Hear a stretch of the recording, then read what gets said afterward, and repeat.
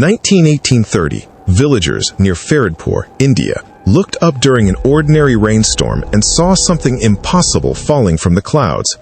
Not water, not hail, but fish. Some were small, some were large enough to weigh nearly 3 pounds. They struck the ground across a narrow stretch of land as frightened witnesses ran for cover. And according to official testimony given before a magistrate, many of them were fresh, but others were already rotting. How could that be? Imagine picking up a fish that still glistens with moisture, only to find another lying beside it without a head, stiff with decay, as if it had died days before. But what happened next changed everything. The witnesses all agreed on one detail. The sky had not dropped a single kind of fish. They came in different sizes. Some weighed twice as much as others. If a whirlwind had lifted them from a river, why hadn't the heavier fish fallen miles away from the lighter ones? And why were they found together? Have you ever wondered whether storms carry more than wind? 3 years later, in another part of India, the impossible returned. On May 16, 1833, fish once again fell from the sky. But this time, every single one was dead and dry, not wet from rain, dry, as if they had spent a very long time somewhere else before coming home. And that raises a disturbing question. What if these things were not falling from the clouds at all? Decades passed, empires changed, the world moved on, yet the sky refused to forget. In August of 1918, residents of Hindon, near Sunderland, England, witnessed another shower of fish during a heavy rain.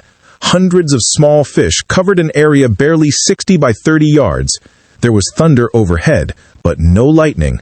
The sea was nearby, and skeptics offered the usual explanation. A whirlwind had carried the fish inland. There was only one problem. The fall lasted nearly 10 minutes. 10 minutes!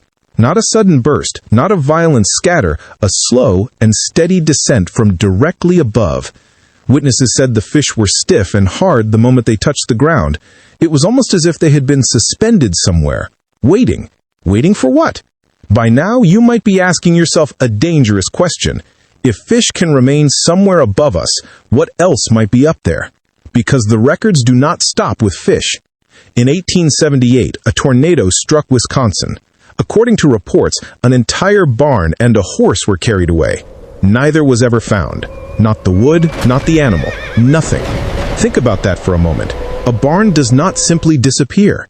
And if it didn't come down somewhere else, where did it go? But the strangest report was still waiting. In May of 1894, during a hailstorm near Vicksburg, Mississippi, 2 objects fell from the sky. The first was a small piece of alabaster stone. The second, a turtle. Not a bird carrying its prey, not a broken shell. A living gopher turtle. Official weather reports mentioned it briefly, and then, silence. Scientists proposed local whirlwinds that somehow lifted heavy objects into storm clouds. But if a storm could choose a turtle from the ground, why not a horse? Why not a barn? And if it could lift a turtle, could it keep it? Have you ever noticed how certain stories are remembered while others are quietly buried? Fish without heads, dry fish falling through rain, a missing barn, a vanished horse, a turtle descending from a storm cloud. Individually, they sound absurd. Together, they begin to sound like evidence. Perhaps there is a place above us that we do not understand. A place where lost things drift for years, or decades, before falling back to Earth. Or perhaps the sky is not empty at all. The old records never gave us answers, only questions. And one question refuses to leave me. If witnesses in India, England, and America all saw impossible things falling from above, what happens when something looks back down? Because in the next episode, we'll examine reports of objects that hovered silently over entire towns for months before disappearing without a trace. And according to one forgotten newspaper account, one witness claimed the object wasn't drifting with the wind. It was waiting. So before you close this video tonight, look up at the sky for just a moment and ask yourself, what if the things that fall are only the things that choose to let go of the place where they have been hiding?